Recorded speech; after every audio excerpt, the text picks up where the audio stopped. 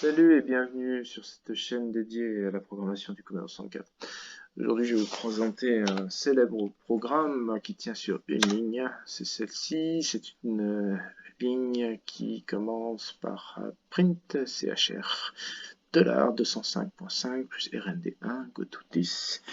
Et elle effectue un affichage de caractères aléatoire entre une barre oblique allant de droite à gauche et une autre barre oblique de gauche à droite. Elle s'inscrit progressivement. Alors vous voyez, l'affichage est relativement lent, il est saccadé, avec en plus une barre transparente en bas d'écran. Bon, c'est pas très beau, c'est pas très joli, mais c'est amusant. J'ai voulu perfectionner ce code, faire un code en langage machine, et je vais vous montrer ce que j'ai fait. Voilà. Et alors donc c'est le programme 1. Alors ce premier programme est l'équivalent quasi identique de la ligne basique mais en langage machine. Je vous montre ce que ça donne. Alors vous voyez, c'est beaucoup plus rapide. Bon, c'est toujours saccadé et il y a toujours en bas d'écran cette abominable barre transparente.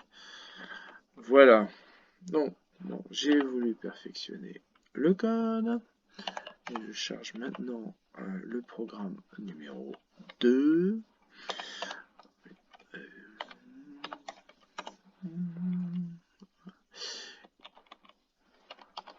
Voilà, et paf. Donc, nous n'avons plus cette barre transparente en bas d'écran. Ça reste saccadé, on va dire, ouais, c'est bien sur un ZX Spectrum, mais sur un Commodore 64, je pense que on peut faire beaucoup mieux. Hop.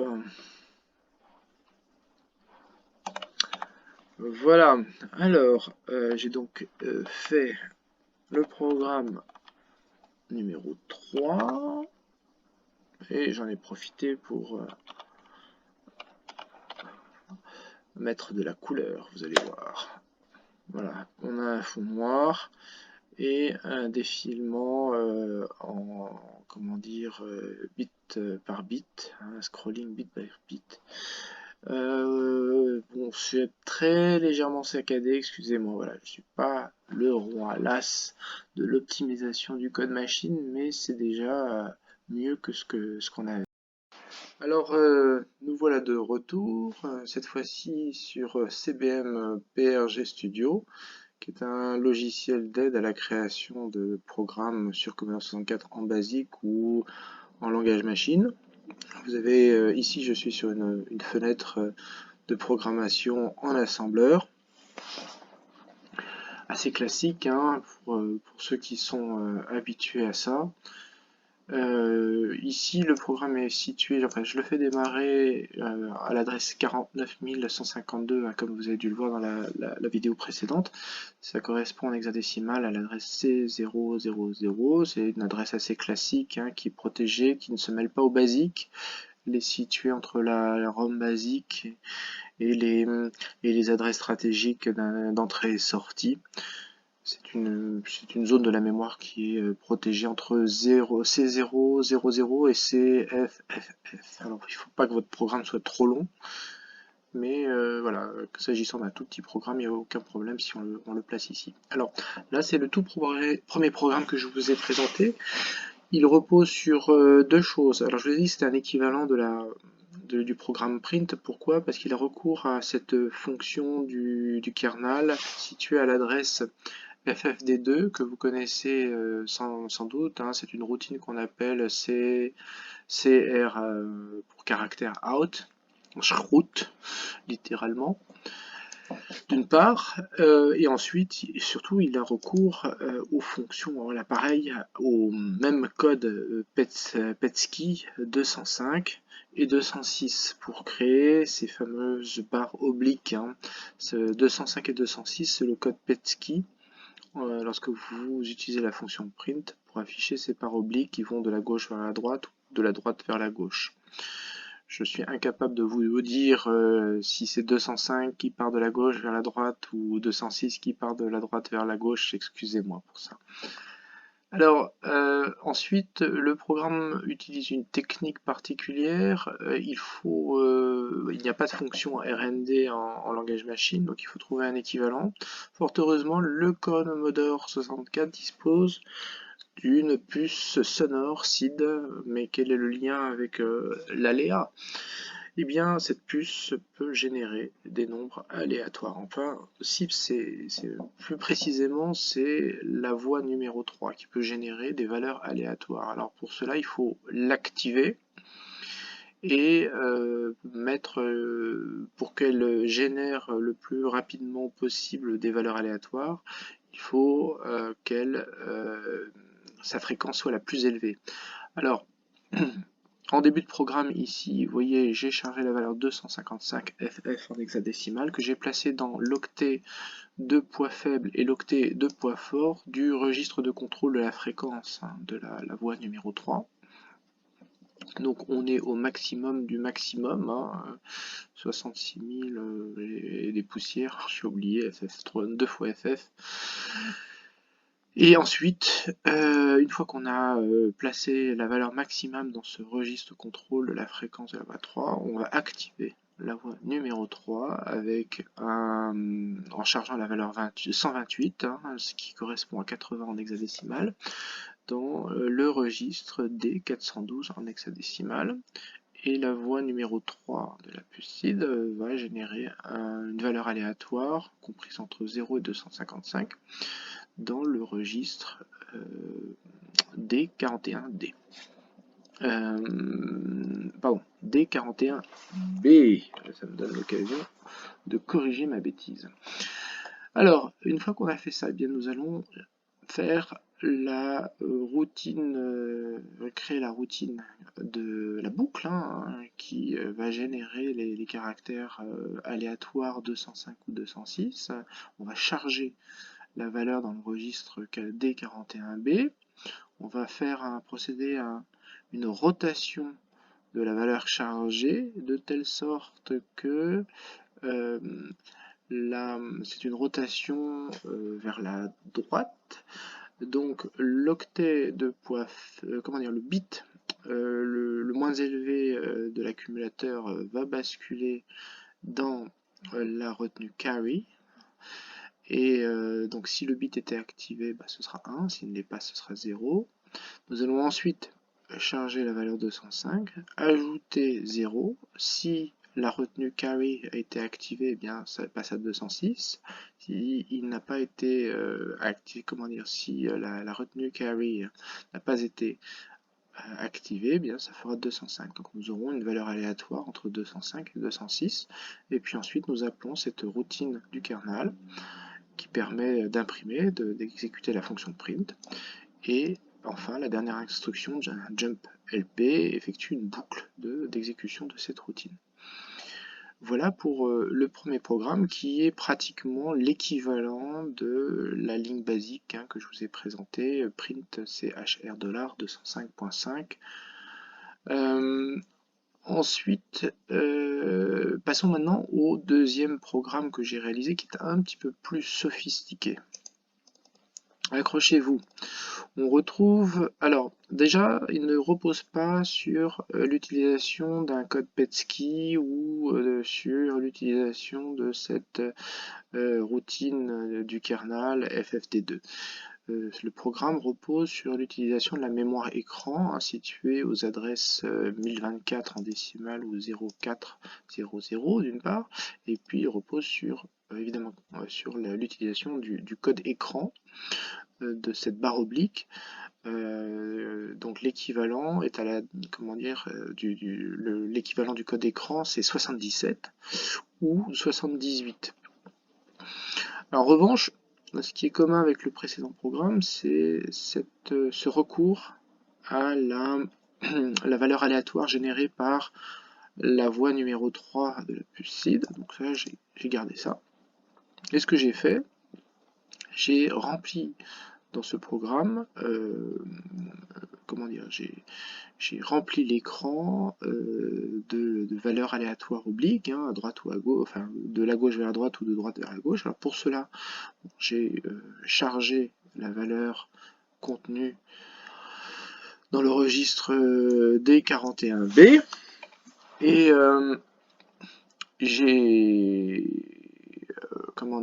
fait une opération AND 1 de telle sorte qu'on ne conserve que le premier bit, le bit 0 de l'accumulateur, et j'ai ajouté, en procédant à un clear carry, hein, une instruction pour nettoyer la retenue C, j'ai ajouté la valeur 77. Donc si la valeur dans l'accumulateur était, après cette instruction AND 1 est 0, et bien nous avons une valeur de 77. Si à l'inverse nous avons après cette instruction AND 1 une valeur de 1, nous avons une valeur de 78 dans l'accumulateur. Et nous plaçons cette valeur aléatoire, soit 78, soit 77, à l'adresse de la mémoire écran qui commence à 0400.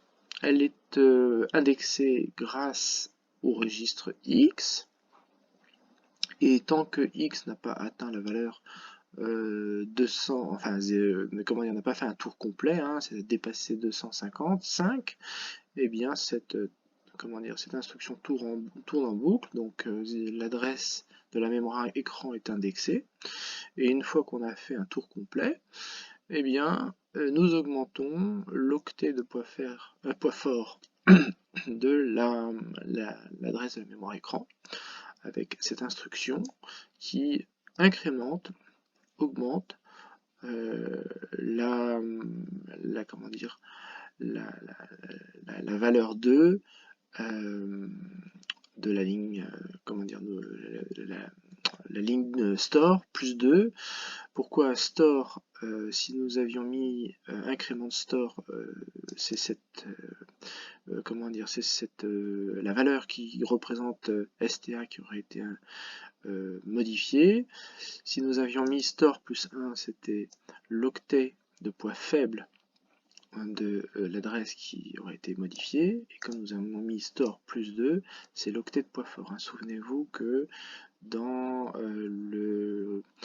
dans la mémoire, le plus souvent, les adresses sont placées dans l'ordre, ce qu'on appelle Little Indian, c'est-à-dire d'abord l'octet de poids faible et ensuite l'octet de poids fort. Nous vérifions que cette opération, nous augmentons une fois que nous avons augmenté l'octet de poids fort, nous augmentons le registre Y de 1 jusqu'à ce que ça soit fait 4 fois, donc 0, 1, 2, 3, ça fait bien 4. Une fois que ça a été réalisé 4 fois, eh bien cette opération va s'arrêter, enfin cette boucle va s'arrêter. Alors, vous voyez 255, si je multiplie par 4, cela veut dire même 6, c'est même 56 fois, pas 55, donc 6 fois 4, 24,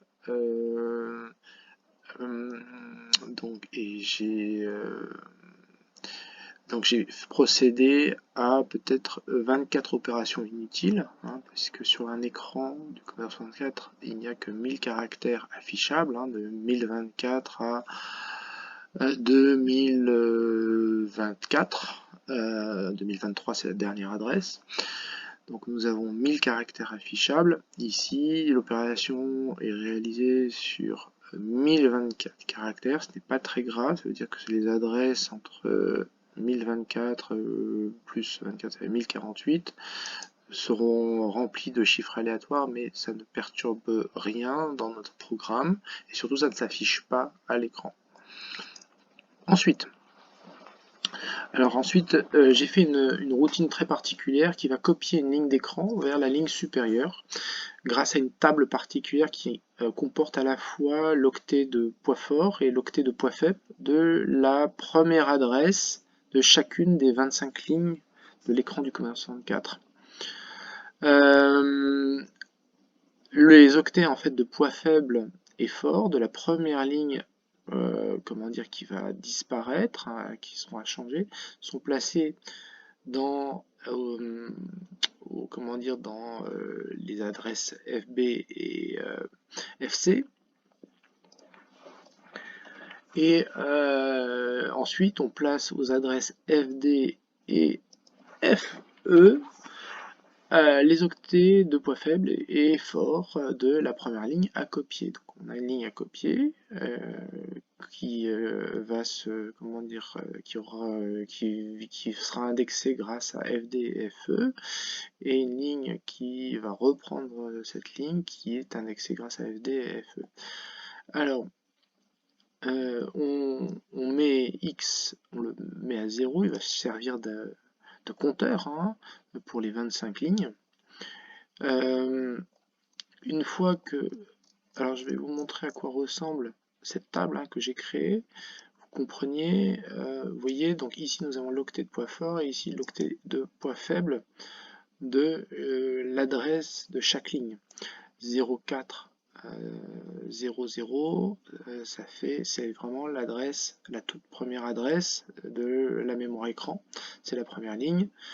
La deuxième ligne commence en 0,4, 28, la deuxième 0,4, 50, et ainsi de suite.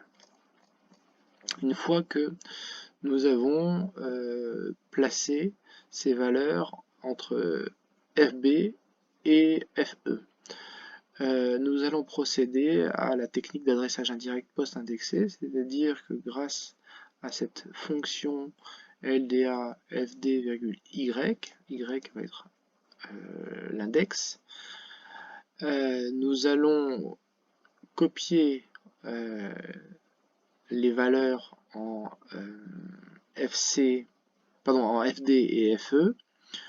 Nous allons les copier en FB et FC. Donc ça va être ça représente la ligne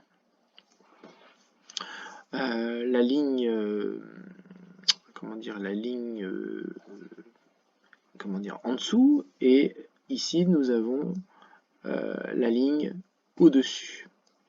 Et l'index Y est incrémenté jusqu'à, comment dire, 40 fois. Ça tourne en boucle, en fait, cette copie a lieu de chaque, comment dire, on copie chaque caractère sur 40 fois, une ligne étant composée de 40 caractères. Une fois que la copie est réalisée, on remet à 0 le compteur, on augmente l'index X, le compteur, hein, notre compteur X,